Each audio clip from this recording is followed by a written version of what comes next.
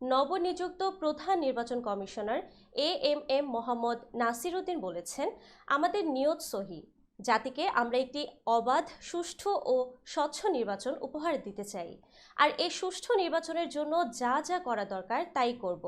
রোববার শপথ গ্রহণ শেষে সাংবাদিকদের প্রশ্নের জবাবে তিনি এসব কথা বলেন।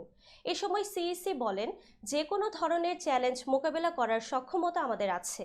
এর আগে তথ্য ও জ্বালানি মন্ত্রণালয়ের সচিব থাকাকালে বিভিন্ন চ্যালেঞ্জ মোকাবেলা করে এসেছি। এর আগে আজ দুপুরে নবগঠিত নির্বাচন কমিশনের প্রধান নির্বাচন কমিশনার সহ বাকি 4 নির্বাচন কমিশনার শপথ নেন। সুপ্রিম কোর্টের জাজেস লাউঞ্জে প্রধান বিচারপতি সৈয়দ রেফাত আহমেদ তাদের শপথ বাক্য পাঠ করান।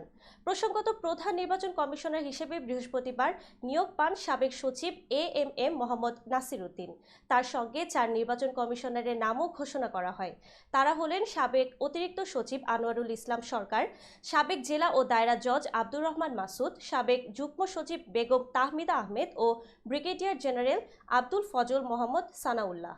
সংবিধানের 118 অনুচ্ছেদ অনুযায়ী তাদের নিয়োগ দেন রাষ্ট্রপতি মোহাম্মদ শাহাবুদ্দিন।